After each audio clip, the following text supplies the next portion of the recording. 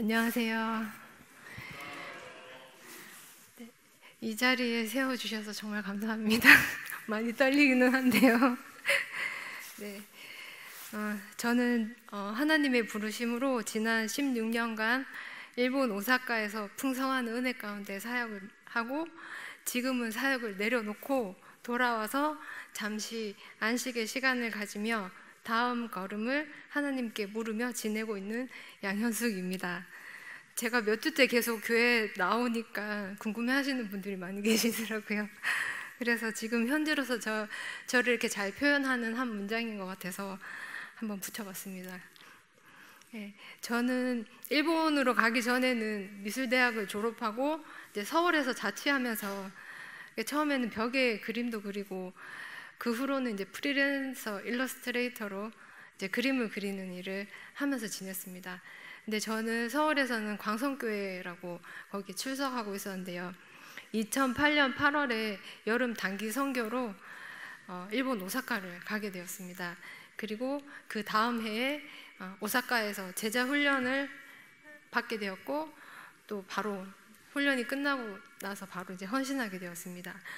아니, 나 같은 사람을 선교사로 부르실 수 있는 하나님은 정말 대단하신 분이다 라고 생각하면서, 저에게 있어서는 이렇게 짧게 말했지만 그 모든 과정 하나하나가 너무 기적처럼 생각되어지는 하나님의 놀라운 인도하심이었습니다.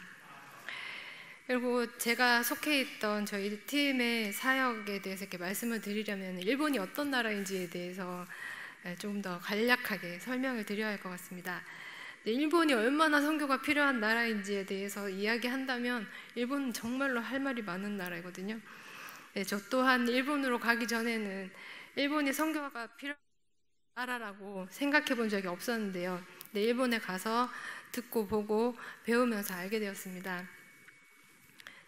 PPT를 한 번만 보여주세요. 제가 조금 PPT를 한번 준비를 해봤는데요.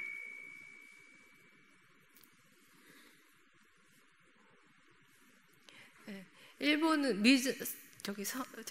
미전도 종족이라고 이렇게 많이 들어보셨죠? 선교학에서 이렇게 미전도 종족이라는 말이 있는데, 타 문화권에 도움 없이 스스로 복음화 할 수 있는 그리스도인 공동체가 없는 집단을 말하고, 네, 14, 10창 안에 많이 모여 있는 그런 나라들인데, 기독교인이 2%에서 5% 이하인 나라를 말해요. 그런 종족을 가리키는데 일본이 이 미전도 종족에 속합니다. 그리고 일본에는 그 다음에 또 넘겨주세요. 네, 그 다음에 또 넘겨주세요. 네, 저기 지도가 보이시죠? 저기 빨간색이 보이실 텐데, 일본에는 도시가 1740개가 있는데 그 중에 3분의 1인 548개의 도시에는 교회가 없어요. 네, 저기 빨간색이 있는 데가 교회가 없는 곳이고요. 일본은 통계적으로 일본의 크리스천 인구는 0.82%, 뭐 어떤 사람은 1% 이렇게 많이 말씀들을 하시는데요. 여기는 가톨릭이나 오순절파나 뭐 성령파나 뭐 여러 가지 교파가 다 합해져서 그렇게 교회라고 이름하는 그 모든 종파가 합쳐진 수치이고요. 그 가운데 그 개신교는 23년 재작년 기준으로 4%로 또 떨어졌습니다. 교회 숫자가 많이 줄어왔는데요. 이제 23년 통계에 따르면 개신교 교회 숫자는 7,427개이고 교인 수는 55만 5,167명이래요. 근데 이 숫자는 여의도 순복음 교회 등록 교인 수보다 적더라고요. 한 교회보다. 그래서 그렇고 80%는 평균 교인이 15명인 미자립 교회입니다. 그 다음 한번 넘겨주세요. 제가 한번 궁금해가지고 찾아봤는데요. 일본이 편의점이 많은 나라로 유명하잖아요. 근데 한국이 따라잡았더라고요. 네, 23년 통계로 한국 편의점 점포수가 55,580개로 이렇게 일본보다 많아졌는데, 신사와 절을 합한 숫자가 15만 8천 개이고, 일본 저거는 좀 잘못된 것 같긴 하네요. 네, 하여튼 저런 숫자를 보면 일본에 있는 그 교회의 숫자가 얼마나 적은지 좀 실감하실 수 있을지 모르겠네요.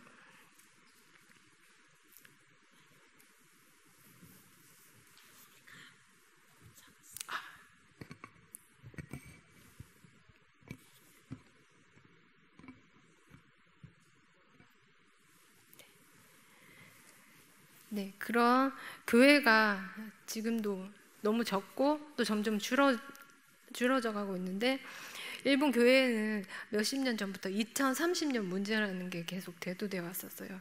모든 교회 성도의 그 고령화와 그 다음 세대의 부족으로 인해서 젊은이 선교를 거의 포기한 상태고, 그래서 2030년에는 많은 교회들이 문을 닫게 될 것이고, 전체 신도수가 약 5에서 6만 명이 된다는 것입니다.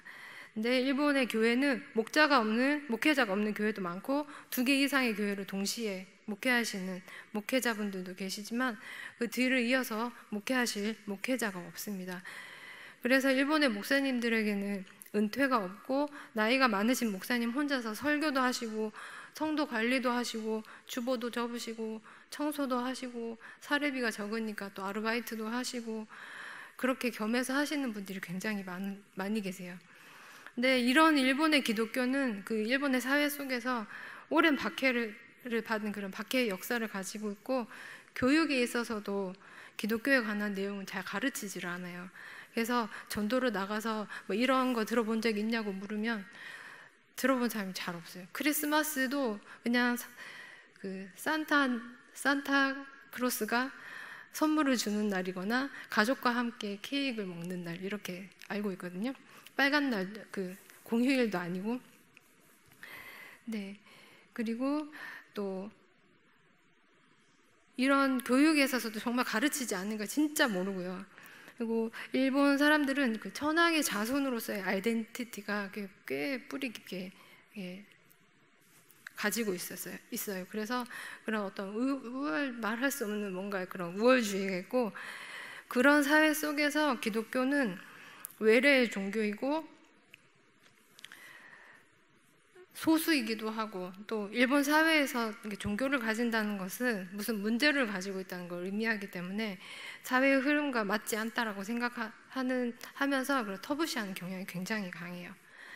이렇듯 일본은 뛰어난 기술력과 경제력을 가진 그런 잘 사는 선진국이라고 많이들 생각하시잖아요. 제가 일본으로 선교 간다고 했을 때도 많은 분들이 일본에 왜 선교를 가냐고, 아프리카나 이런 가난한 나라에 가야 되지 않냐고, 이렇게 그런 말씀을 되게 많이 해주셨었는데요.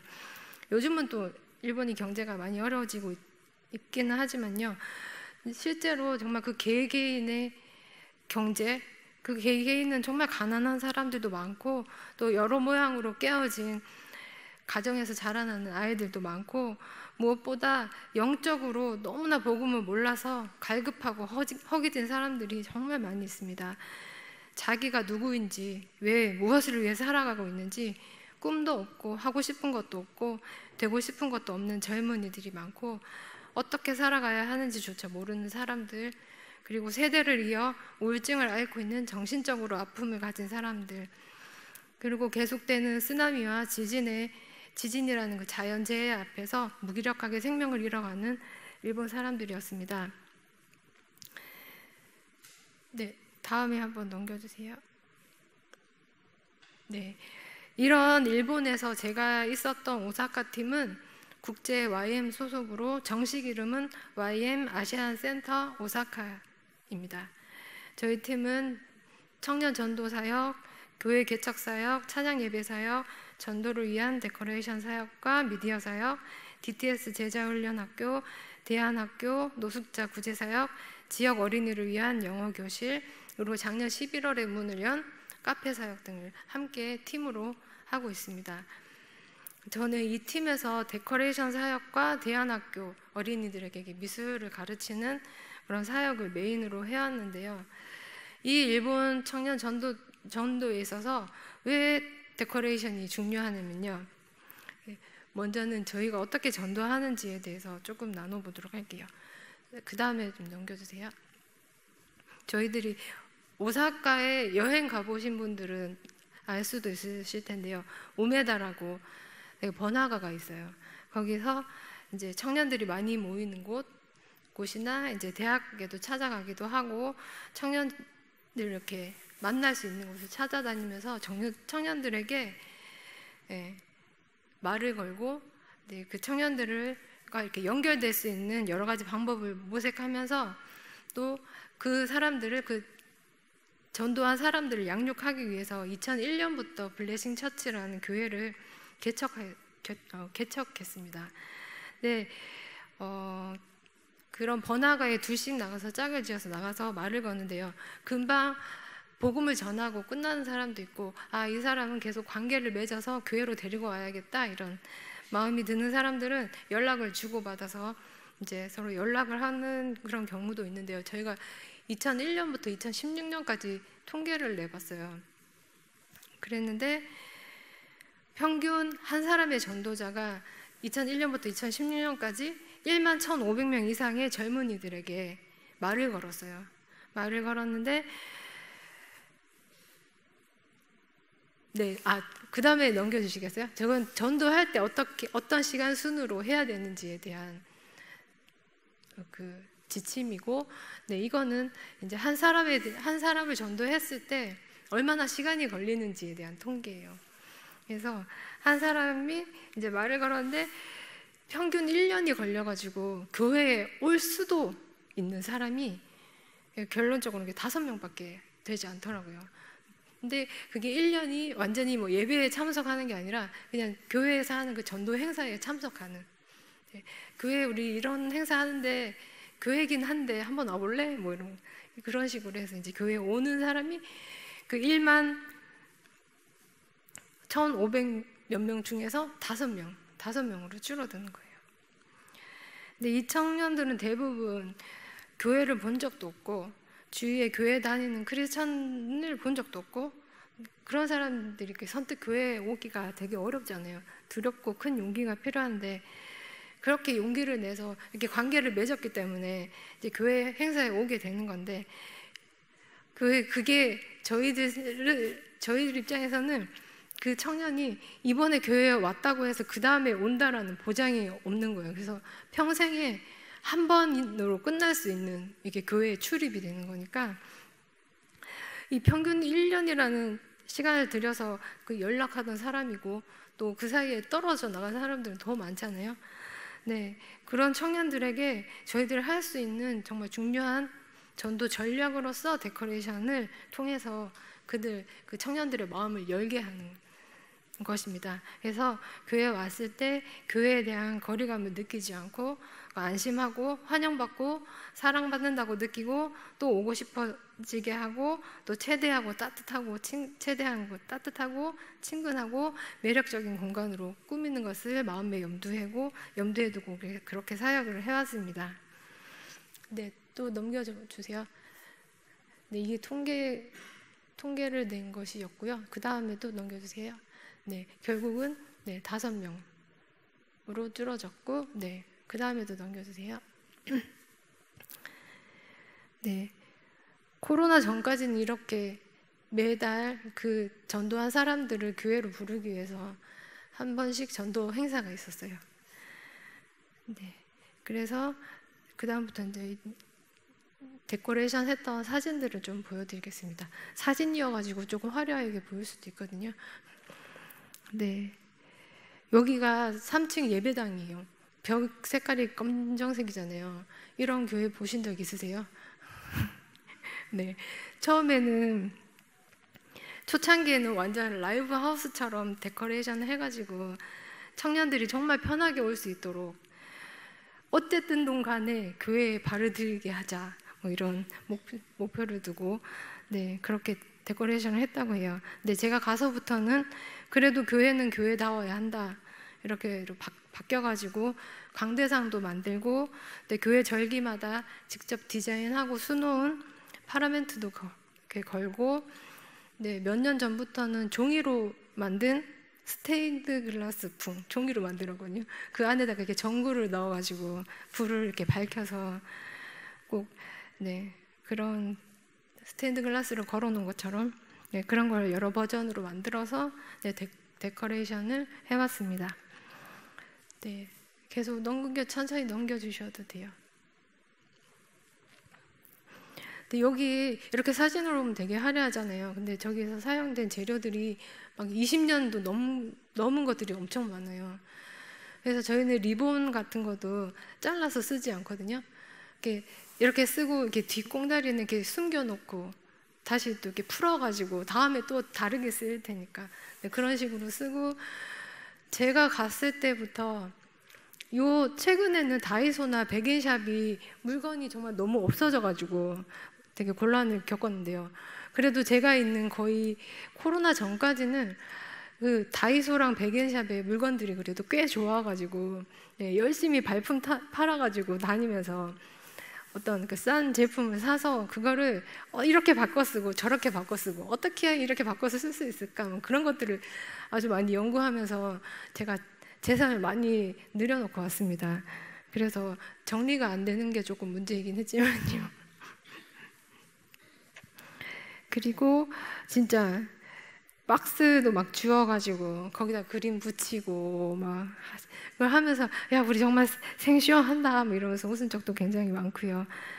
그래서 절기와 계절마다 예배당 전체를 새로운 분위기로 바꾸고, 아까 말씀드렸듯이 코로나 전에는 매달 한 번씩 있는 지금 여기가 그 2층 교회 2층인데요. 아직 교회 예배까지 참석하지 못하는 그 청년들이 이 2층에서 그 전도 행사에 참여하게 되거든요. 그래서 타코야끼 파티라던가 달달한 그 디저트를 만들어 먹는 파티라던가 그런 것들을 2층에서 하게 돼요.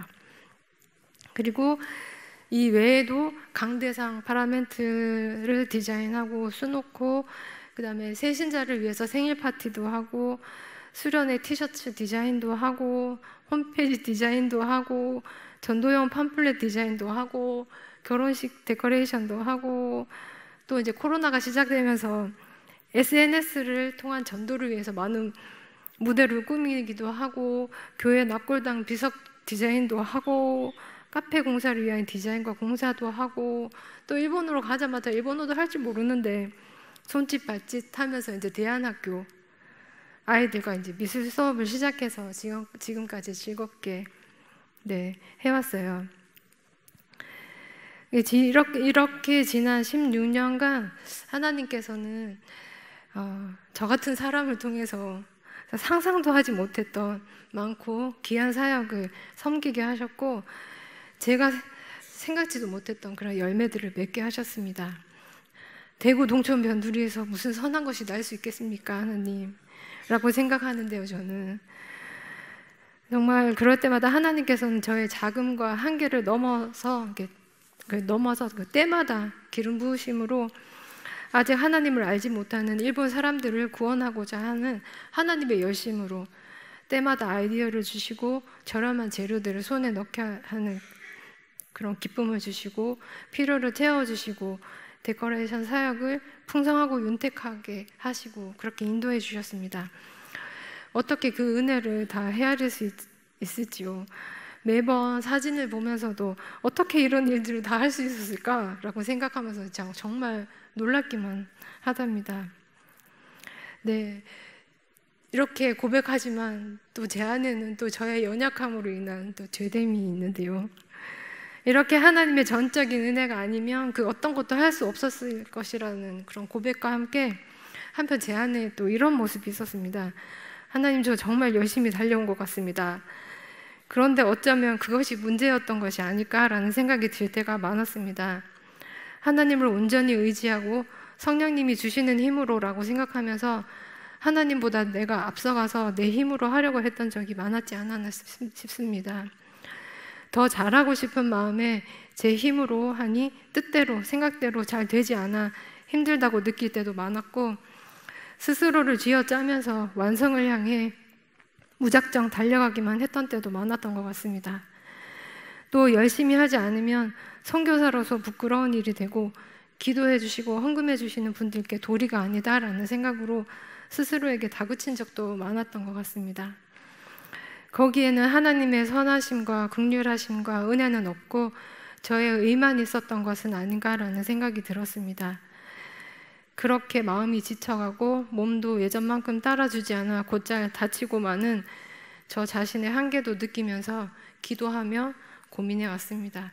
여기서 브레이크를 걸고 멈춰야 할 것 같은데 멈추는 것도 쉽지 않을 것 같아 엎치락 뒤치락 하면서 차갑지도 않고 더웁지도 않은 채 쉬는 마음 깊어가고 있어서 저는 그만두는 것을 결정하고, 만약 그것이 잘못된 결정이라면 어떻게 해서라도 하나님께서 바른 길로 인도해 주실 거라는 것에 믿음을 두고 그렇게 결정을 했습니다.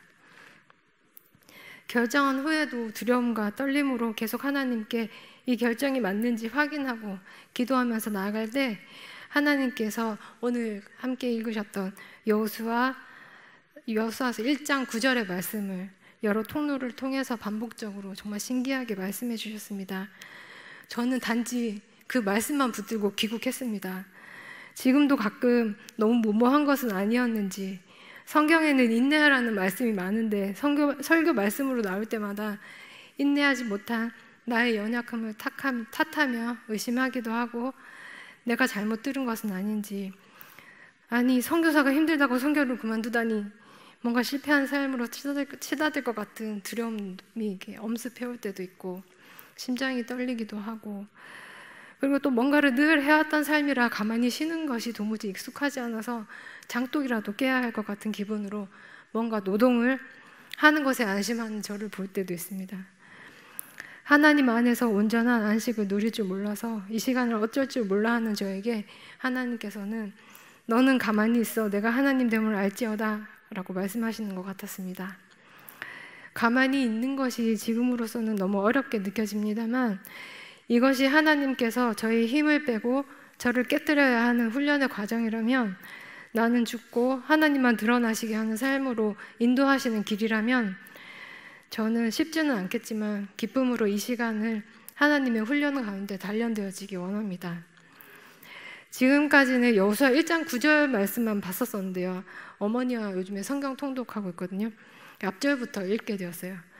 하나님께서 여호수아에게 강하고 담대하라고, 하나님이 함께 하시겠다고 한 번만 말씀하신 것이 아니라 몇 번을 반복해서 말씀하셨는데, 저는 거기서 여호수아에게 정말 열심으로 말씀하시는 하나님의 모습을 보았습니다. 1장 9절 말씀 앞에 이런 말이 생략되지 않을까라고 생각하는데요. 아니 그러니까 여호수아야 라고 말씀하셨을 것 같아요. 내가 내게 명한 것이 아니냐, 너는 마음을 강하게 하고 담대히 하라, 두려워 말며 떨지 말라, 내가 어디로 가든지 내 하나님 여호와가 너와 함께 하느니라, 이렇게 말씀하시는 것 같더라고요. 지난 16년을 이 선교 보고를 준비하면서 돌아보면서 지금까지 일본 선교 위에 열심으로 역사하신 하나님, 또 저같이 부족하고 연약한 사람을 열심으로 인도하여 사용해 주신 하나님, 또 말씀 속에서 자기 백성을 위해 열심으로 행하시는 하나님이 바로 저의 하나님이신 것을 더욱더 고백하게 되었습니다. 지난 시간을 돌아보니 정말 하나님의 열심만 남아있다고 밖에 고백할 것이 없습니다. 이 훈련의 시간이 얼마가 걸릴지, 또 어떻게 제 삶을 인도해 주실지 여전히 한 치 앞도 보이지 않아서 저는 또 두려워하고 또 떨기도 하겠지만, 하나님의 열심이 여전히 저를 붙들고 계시고 우리 안에 선한 일을 시작하신 하나님께서 반드시 이루실 것을 믿으면서 나아가고 싶습니다. 이런 저를 위해 염치불구하고 또 기도해 주시기를 부탁드립니다. 저는 일단 오사카에서 사역을 내려놓았지만 일본을 위해서도 계속 기도해 주시기를 부탁드립니다. 마지막 PPT를 한 번만 보여주세요.